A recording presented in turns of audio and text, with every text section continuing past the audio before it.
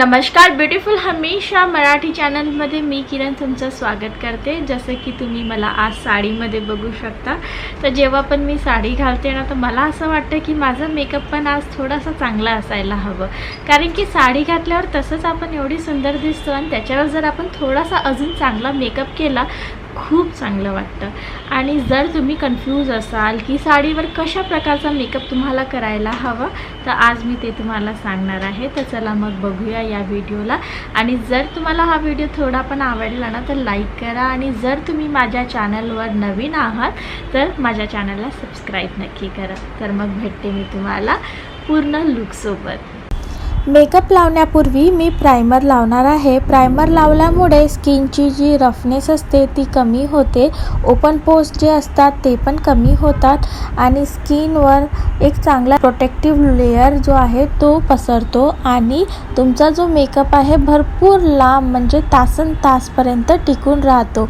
आणि बिलकुल तुमचा मेकअप असं नाही वाटत की तुम्ही 5-6, 7-8 तासापूर्वी लावला आहे, असं वाटतं की जसं आत्ताच लावलं आहे। म्हणून प्राइमर नक्की लावा। प्राइमर लावल्यामुळे तुमचा मेकअपचा एक जो लुक आहे तो वेगळाच दिसतो। याच्यानंतर मी फाउंडेशन लावणार आहे। फाउंडेशन तुम्ही कोणताही वापरू शकता, लिक्विडवाला किंवा मी इथे स्टिकवाला वापरत आहे, तुम्ही कोणताही वापरा। फाउंडेशनला चांगल्याने लावून घ्या। बघा मी इथे आपल्या हाताच्या मदतीने लावून घेते, तुम्ही ब्रशच्या मदतीने किंवा स्पॉन्जच्या मदतीने लावून घेऊ शकता। फाउंडेशन असं वापरा ज्याच्यामुळे तुम्हाला चांगला कव्हरेज भेटेल आणि स्किनवर पण चांगला दिसेल।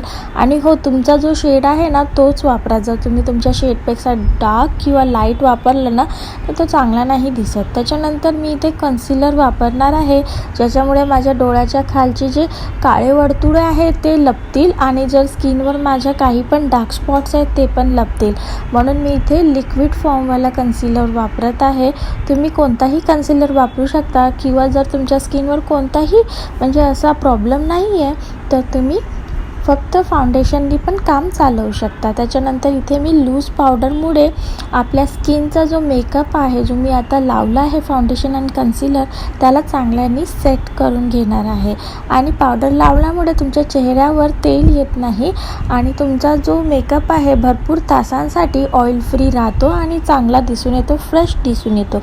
आता बघा मी आपल्या आयब्रोजला चांगल्याने भरून घेणार आहे, कारण की मेकअपचा हा सगळ्यात पहिला रूल आहे की जर तुम्ही चांगल्या आयब्रोज नाही बनवल्या तर ते तुमचं मेकअप चांगलं नाही दिसणार। म्हणून इथे मी पेन्सिलच्या मदतीने, आयब्रो पेन्सिलच्या मदतीने आयब्रोला चांगल्याने भरून घेत आहे।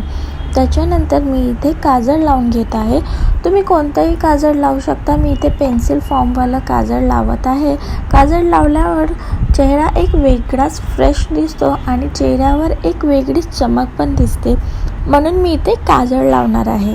याच्यानंतर मस्कारा। बघा तुमचं जर आय मेकअप तुम्ही करत असाल तर मस्काराच्या शिवाय तुमचा आय मेकअप कंप्लीट होत नाही।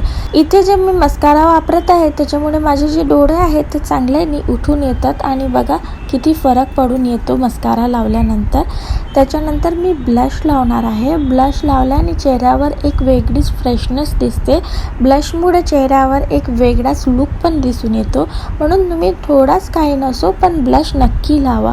ब्लश तुम्ही तुमच्या मेकअपच्या अकॉर्डिंग चूज करा, पिंक लावायचे, ऑरेंज लावायचे ते तुम्ही डिसाईड करायचे, कारण की तुम्ही जर पिंकवाला मेकअप करत असाल तर पिंक ब्लश तुम्हाला लावायचा आहे, तर त्याप्रमाणे तुम्हाला डिसाईड करायचं आहे। याच्यानंतर आता मी हायलायटर लावणार आहे। हायलायटर लावल्यामुळे काय होतं की स्किनचे जे हाय पॉईंट्स असतात ते चमकायला लागतात आणि चेहऱ्यावर अगदी छान असा लुक येतो।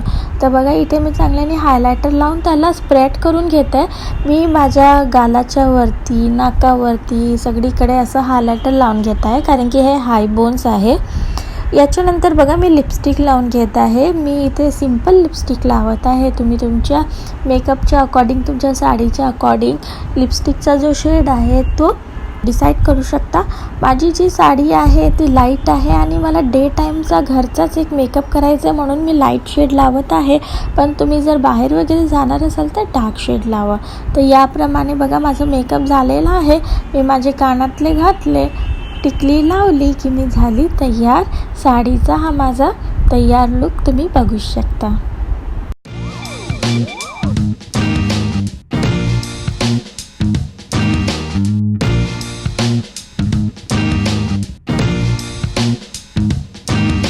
आशा करते की आजचा हा जो मेकअप लुक आहे माझा साडीवाला तुम्हाला आवडला असेल. काय करायचे तुम्हाला माहीतच आहे आणि तुमचे काही पण क्वेश्चन असतील तर खाली कमेंट बॉक्समध्ये मला पक्का तुम्ही विचारू शकता आणि तुमची काही रिक्वेस्ट असेल व्हिडिओची ती पण करा. मी तुमच्यासाठी तो व्हिडिओ बनवण्याचा पूर्ण प्रयत्न करेन. तर चला मग मी भेटते पुढच्या व्हिडिओमध्ये आणि तेव्हापर्यंत चांगल्यानी राहा, स्वतःची काळजी घ्या. बाय.